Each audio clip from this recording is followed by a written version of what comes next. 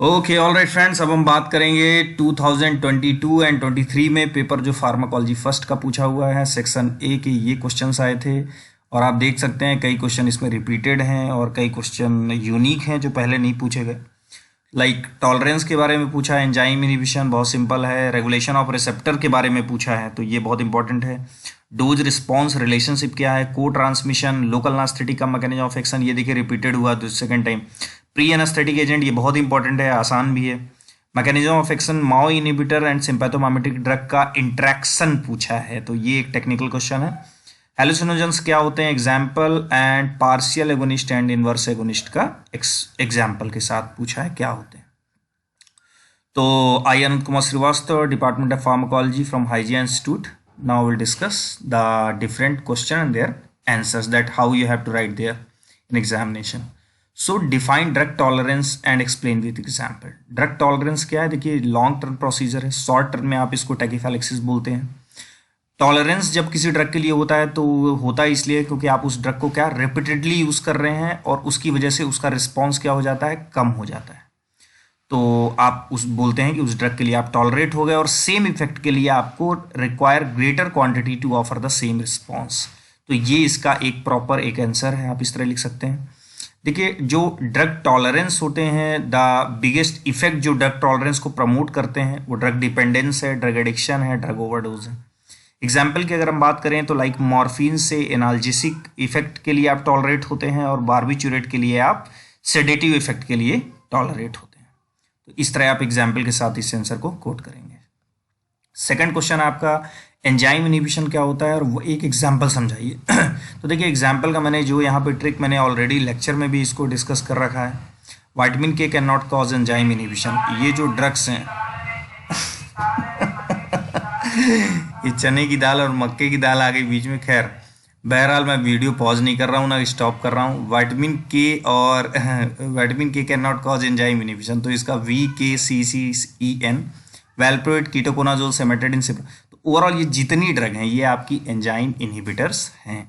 Means आप जैसे कोई ड्रग लेते हैं और उस ड्रग के साथ आप अगर कोई एंजाइम इनहिबिटर ड्रग ले लेते हैं, मान लीजिए 2 ड्रग आपने ली, उसके साथ इनमें से कोई एक ड्रग ले ली और उसने उसी एंजाइम को इनहिबिट किया जिससे दूसरी वाली ड्रग क्या होगी, मेटाबोलाइज।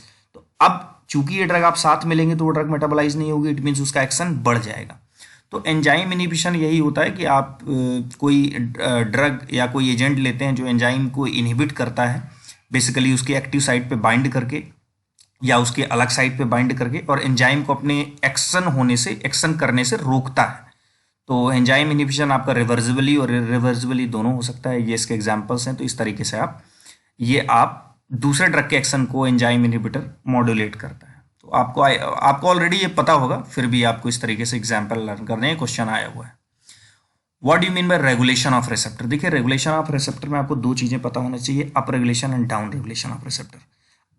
रिसेप्टर अप रेगुलेशन का मतलब होता है कि आप जब डेप्रीवेशन मतलब होगा कमी, जब आप प्रोलॉन्ग्ड डेप्रीवेशन करेंगे किसका, एगोनिस्ट का। मतलब मान लीजिए जैसे आपकी बॉडी में एसिटाइल कोलिन है, तो एसिटाइल कोलिन का लेवल अगर कम है आपके ब्लड प्लाज्मा में, तो ओवरऑल एसिटाइल कोलिन का अगर लेवल कम है तब वहां पे जो मस्कैरिनिक या निकोटिनिक जो भी एसिटाइल कोलिन के रेस्पेक्टिव रिसेप्टर होंगे वो अप रेगुलेटेड होंगे, मतलब उनका नंबर सेल सरफेस पे बढ़ जाएगा, उनकी सिंथेसिस बढ़ जाएगी, राइट।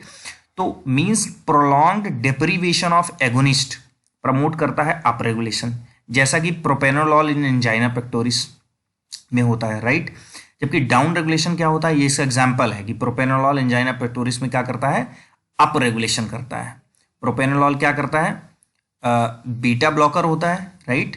तो बीटा रिसेप्टर को ब्लॉक करेगा, तो जब बीटा रिसेप्टर को कंटिन्यू बहुत दिन तक ब्लॉक करेगा, आप जब तक ये ड्रग लेते रहेंगे प्रोपेनोलॉल, तो उसके सेल के, उस इंडिविजुअल के सेल के सरफेस पे वो बीटा रिसेप्टर की सिंथेसिस बढ़ेगी और नंबर उनका बढ़ जाएगा, जिससे हम बोलेंगे कि रिसेप्टर क्या हो गए, up regulated. Same down regulation क्या है कि कंटिन्यूड या इंटेंस रिसेप्टर स्टिमुलेशन। आप अगर किसी रिसेप्टर को हाईली स्टिमुलेट करते हैं, कंटिन्यूअस स्टिमुलेट करते हैं, तो उससे क्या होगा, रिसेप्टर के नंबर्स सरफेस पे कम हो जाएंगे। कैसे, जैसे ब्रोंकियल अस्थमा में जो कॉन्टिन्यूसली अगर आप बीटा एड्रेनर्जिक अगोनिस्ट देते हैं, राइट, तो बीटा एड्रेनर्जिक अगोनिस्ट देते हैं कंटिन्यूसली, तो रिसेप्टर क्या हो जाएंगे, डाउन रेगुलेट हो जाएंगे। और एक सिंपल सा कॉन्सेप्ट ये है कि डाउन रेगुलेशन हमेशा एगोनिस्ट करता है जबकि अप रेगुलेशन हमेशा एंटागोनिस्ट करता है। Means propranolol is an antagonist here, जबकि हम ब्रोंकियल अस्थमा में किसकी बात कर रहे हैं, बीटा एड्रेनर्जिक एगोनिस्ट।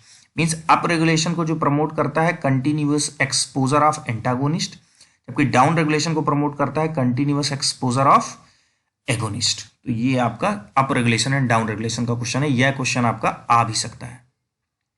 नेक्स्ट बात हम करेंगे, ठीक है, डोज रिस्पॉन्स रिलेशनशिप क्या होता है। ये तो सिंपल है, इस ग्राफ से आप समझिए, इस लाइन क्या लिखी है सारी बात आपको समझ। देखिए आपकी एक्स एक्सिस और वाई एक्सिस, राइट।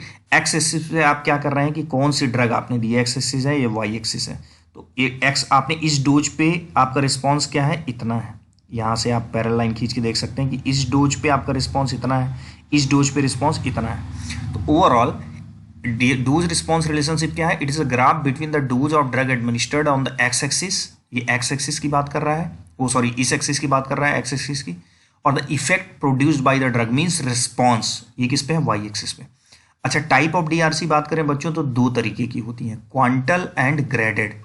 क्वांटल का मतलब देखिए होता है कि आप किसी डीआरसी में ये नहीं देखते कि आपका डोज बढ़ा तो रिस्पॉन्स भी बढ़ा या डोज कम हुई तो रिस्पॉन्स कम हुआ है, वो ही नहीं। कुछ ऐसी ड्रग्स होती हैं जहां पे ऑल या नन रिस्पॉन्स होता है, जैसे मीन्स क्वांटल डीआरसी में रिस्पॉन्स जो आप देखते हैं या तो रिस्पॉन्स आप उसमें होगा या तो नहीं होगा। मीन्स ये किस पे बेस्ड होती हैं, ऑल या नन फेनोमेना पे। ऑल या नन का मतलब ही होता है कि या तो रिस्पॉन्स है या तो रिस्पॉन्स नहीं है। जैसे मान लीजिएगा, आपको एग्जाम्पल से ज़्यादा समझ में आएगा, जैसे एंटीमेटिक ड्रग है। अब एंटीमेटिक ड्रग इमेसिस को कम नहीं करती, उसका हम रिस्पॉन्स क्या चाहते हैं अल्टीमेटली, कि वो इमेसिस को क्या करे, स्टॉप करे। मतलब एंटीमेटिक ड्रग आपके काम की तभी है जब वो इमेसिस को क्या कर दे, रोक दे। तो अगर रोक दिया तो एंटीमेटिक हुई, अगर नहीं रोक पाया तो ये थोड़ी ना बोलेंगे कि एंटीमेटिक है, ये इमेसिस को कंट्रोल करती है, राइट। तो antiemetic drug stopping the vomiting, ये किसका एग्जांपल हुआ, क्वांटल का, ऑल या नन फेनोमेना। क्वांटल में बच्चों हम क्या कैलकुलेट करते हैं, ED50 एंड LD50। दूसरा जो टाइप ऑफ डीआरसी होता है वो ग्रेडेड होता है। ग्रेडेड में सिंपल, आप जैसे जैसे डोज बढ़ाएंगे आपका रिस्पॉन्स बढ़ेगा। इस चीज में आप क्या देख सकते हैं कि जैसे जैसे जैसे डोज बढ़ाए रिस्पॉन्स बढ़ा, तो यहाँ पे सेम वही चीज लिखा है कि आप लाइक रिडक्शन इन बीपी, जैसे जैसे आप मान लीजिए बीपी की डोज एंटी हाइपरटेंसिव ड्रग ले रहे हैं, राइट, तो आप उसकी अगर ज़्यादा डोज लेंगे तो आपका बीपी ज़्यादा फॉल होगा। यहाँ से जो आप कैलकुलेट कर सकते हैं वो पोटेंसी को कैलकुलेट करते हैं, इफिकेसी को और स्लोप ऑफ कर्व को। पोटेंसी इफिकेसी तो बहुत सिंपल है, मैंने ऑलरेडी डिटेल इसका डिस्कशन भी कर रखा है अपने जब यहाँ पे डीआरसी को मैंने पढ़ाया है। देखिए अभी तो मैं पेपर डिस्कस कर रहा हूँ, ऑलरेडी मैंने ये सब चीज़ें थ्योरी की सारा सिलेबस में एक पूरा पॉइंटेड डिस्कशन करके रखा है, तो आप वहाँ से भी डिटेल जाके देख सकते हैं। नेक्स्ट हम बात करते हैं को ट्रांसमिशन क्या होता है। देखिए को ट्रांसमिशन में आपको पहले भी बता रखा कि जो प्री साइनेप्टिक न्यूरॉन होगा वो बेसिकली उसमें प्राइमरी न्यूरॉन साइनेप्टिक वेसाइकल में तो होगा ही, हो सकता है सेपरेट वेसाइकल में इस प्राइमरी न्यूरोट्रांसमीटर के अलावा भी कोई केमिकल हो जो तब रिलीज हो जब प्राइमरी न्यूरोट्रांसमीटर रिलीज होता है, और जब ये रिलीज होगा तो ये इसके एक्शन को थोड़ा सा क्या करेगा, मॉड्यूलेट करेगा। देखिए आपको ये लाइंस बनाना बहुत इंपॉर्टेंट है, जैसे यहाँ पे शो करके रखा है कि ये वेसाइकिल है और ये रिलीज हुआ, अपने रिसेप्टर से बाइंड हुआ और ये इसका इफेक्ट आया, राइट। इसको डार्क करके रखा है, मींस प्रोमिनेंट इफेक्ट इसका आएगा। को ट्रांसमीटर ये ग्रीन कलर से है, ये अपने रेस्पेक्टिव रिसेप्टर से बाइंड हुआ है जिसको R2 नाम दे रखा है, इसका रिस्पॉन्स थोड़ा सा कम है, प्लस ये इसके रिस्पॉन्स को क्या कर रहा है, मॉड्यूलेट कर रहा है। एंड ये क्या है, ऑटो रिसेप्टर भी इसके प्रेजेंट है जो इसको क्या कर रहे हैं, इसके फर्दर रिलीज को मॉड्यूलेट कर रहे हैं। तो वो एक फर्दर सब्जेक्ट है डिटेल डिस्कशन का। चूंकि आपका ये 2 मार्क्स का क्वेश्चन है तो आपका ये मोर देन सफिशिएंट है, आपको डायग्राम बनाने के साथ। जैसे ऑटोनॉमिक नर्वस सिस्टम में प्राइमरी ट्रांसमीटर लाइक एस्टाइलकोलिन या नॉर एड्रेनालिन या नॉर एपिनेफ्रिन के साथ, आपके साथ साइनेप्टिक वेसाइकल में जो प्राइमरी न्यूरोट्रांसमीटर रिलीज होते हैं उनके साथ कई बार ATP, adenosine peptide like vasoactive intestinal peptide जिसको शॉर्ट में हम VIP बोलते हैं, या न्यूरोपेप्टाइड Y या NPY जिसको बोलते हैं। आपको दोनों नाम लिखने की जरूरत नहीं, आप एक ही लिख सकते हैं। सब्सटेंस P इनकैफेलेंस या सोमेटोस्टेटिन या नाइट्रिक ऑक्साइड, और कभी कभी प्रोस्टाग्लैंडिन, ये क्या होते हैं आपके को ट्रांसमीटर, मींस जो रिलीज होते हैं along with the primary neurotransmitter and also responsible for modulating the action of primary neurotransmitter in the autonomic nervous system and the example और ये तो आपको अपनी कॉपी में जब लिखना है तो इनको हाईलाइट करना है, एटीपी, एडेनोसिन, एनपीवाई, तो ये इस तरीके से ये इसका राइट। नेक्स्ट क्वेश्चन में हम देखते हैं लोकल एनास्थेटिक का मैकेनिज्म ऑफ एक्शन। बहुत सिंपल है, डायग्राम बनाइए फटाक से। लोकल एनास्थेटिक का इंट्रासेलुलर साइड पे बाइंडिंग दिखाइए, सोडियम चैनल की एंट्री को ब्लॉक करिए और लिखिए कि ये इस तरीके से नर्व सेल के मेम्ब्रेन पे, एक्सोनल मेम्ब्रेन पे सोडियम चैनल को ब्लॉक करके सेंसरी और मोटर इंपल्स के ट्रैवल को रोकता है ताकि लॉस ऑफ सेंसेशन हो, स्पेशली पेन। तो ये बहुत ही सिंपल क्वेश्चन है। नेक्स्ट, प्री एनेस्थेटिक एजेंट क्या होते हैं, एक्सप्लेन करिए एग्जाम्पल के साथ। 2 मार्क्स का क्वेश्चन है। तो आपको प्री एनेस्थेटिक मेडिकेशन बच्चों पता है कि एनेस्थीसिया, बिफोर द एनेस्थीसिया, वो मेडिकेशन जो एनेस्थेटिक प्रोसीजर को प्लेजेंट और सेफ बना दे। मींस एनेस्थेटिक के बाद एनेस्थेटिक जो सर्जिकल प्रोसेस है उसको प्लेजेंट और सेफ बनाए, वो काम होता है प्री एनेस्थेटिक का। ये कब दिए जाते हैं, before the anaesthesia. Like sedative, anti anxiety, benzodiazepine, diazepam, promethazine आप देते हैं sedative, antiemetic and anticholinergic property के लिए।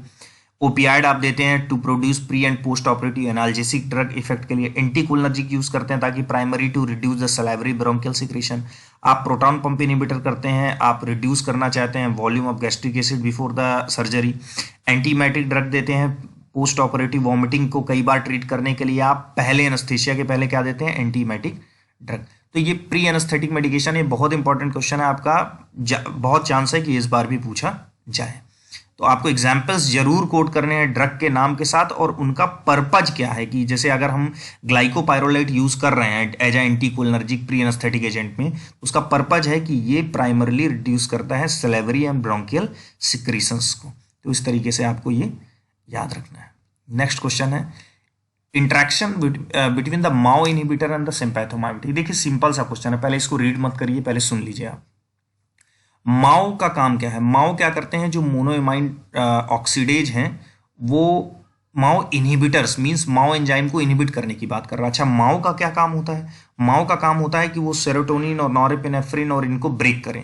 तो जब आप माओ इनहिबिटर लेंगे मींस उनको आप ब्रेक माओ एंजाइम को इनहिबिट कर देंगे ताकि वो उनको जो मोनोएमाइंस है वो ब्रेक ना हो पाए। तो इट मीन्स ब्लड में मोनोएमाइंस का लेवल बढ़ेगा, लाइक एपिनेफ्रिन, नॉरेपिनेफ्रिन है। तो जब इनका बढ़ेगा और साथ में आप किसकी बात कर रहे हैं, सिंपैथोमाइमेटिक ड्रग देने की, तो सिंपैथोमाइमेटिक भी बीपी को बढ़ा देगा, प्लस माओ जो तोड़ रहा था वो जब तोड़ नहीं पाएगा तो उससे भी बीपी बढ़ जाएगी, उनका लेवल ब्लड में बढ़ेगा तो ओवरऑल हाइपरटेंसिव क्राइसिस हो जाएगी। तो ये थोड़ा सा टेक्निकल क्वेश्चन था कि आपको माओ इनहिबिटर और सिंपैथोमाइमेटिक ड्रग का इंट्रैक्शन समझाना था। देखिए मोनोएमाइन ऑक्सीडेज इनहिबिटर जो होंगे ये कैन कॉज हाइपरटेंशन। कैसे, व्हेन दे प्रिवेंट कर रहे हैं monoamine oxidase from breaking down neurotransmitter like dopamine, norepinephrine, serotonin and tyramine. इनको ब्रेक कौन करता है, मोनोएमाइन ऑक्सीडेज। आपने लिया क्या, मोनोएमाइन ऑक्सीडेज इनहिबिटर आपने लिया। मीन्स क्या आपने इनको ब्रेक होने दिया, नहीं होने दिया। जब ये ब्रेक नहीं होंगे लाइक नॉरेपिनेफ्रिन या सेरोटोनिन, ओवरऑल ये ब्लड प्रेशर को क्या करेंगे, बढ़ाएंगे। नंबर 2, साथ में आप क्या ले रहे हैं, सिंपैथोमाइमेटिक का इंट्रैक्शन। तो जब monoamine oxidase inhibitor can interact negatively with sympathomimetic drug causing serious adverse drug reaction including hypertensive crisis. तो ये है। नेक्स्ट क्वेश्चन हेलुसिनोजेंस के बारे में पूछा है। हेलुसिनोजेंस या साइकेडेलिक्स होते हैं, ये basically loss of perception of reality, alter the persons perception of reality. ये पर्सन्स के थॉट एंड फीलिंग को चेंज करने के लिए रिस्पॉन्सिबल होते हैं हेलुसिनोजेंस। और एग्जाम्पल्स में आपको lysergic acid, diethylamide, LSD, mescaline, psilocybin, phencyclidine, इसका फुल फॉर्म है पीसीपी का, फेनसाइक्लिडिन, कैनाबिस या एक्सटेसी या साल्विया। ये आपको जरूर याद करना है, ये एक बार पूछा है, हो सकता है क्वेश्चन रिपीट हो जाए। हेलुसिनोजेंस क्या होते हैं, तो हेलुसिनोजेंस या साइकेडेलिक्स वो सब्सटेंस होते हैं जो किसी पर्सन, जो क्या अल्टर करते हैं, persons perception of reality. Reality का जो परसेप्शन है वो लॉस होता है हेलुसिनोजेंस के एक्सपोजर्स में, और ये थॉट और फीलिंग को भी चेंज करते हैं। पार्शियल एगोनिस्ट या इनवर्स एगोनिस्ट क्या होते हैं, एग्जाम्पल सिंपल है। पार्शियल एगोनिस्ट क्या होगा, ये सब मैक्सिमल इफेक्ट देगा, बाइंड होगा रिसेप्टर से लेकिन उतना इफेक्ट नहीं होगा जितना एगोनिस्ट का होता है। एग्जाम्पल आपको श्योर एंड शॉर्ट याद करना है, बुस्पिरोन एट 5-HT1A रिसेप्टर, ये एंजियोलाइटिक ड्रग है जो कि पार्शियल एगोनिस्ट है।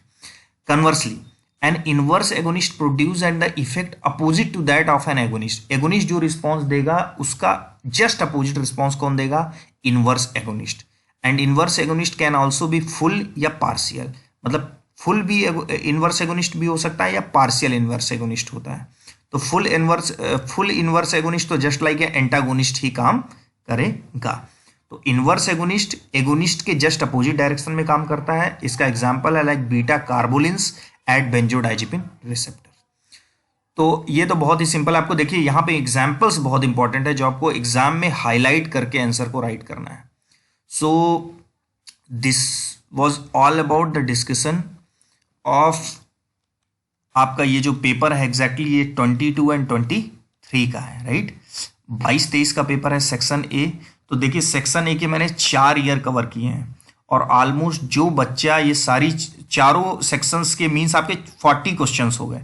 40 क्वेश्चंस में आपके करीब 10 क्वेश्चन तो रिपीटेड है, प्लस आप अगर ये 40 क्वेश्चन करके जाते हैं तो 95% चांस है कि आपके 8 से 9 क्वेश्चन, अगर कोई एक क्वेश्चन स्पेशली अलग ना आ जाए तो बात अलग है, अदरवाइज आप निकाल ले जाएंगे।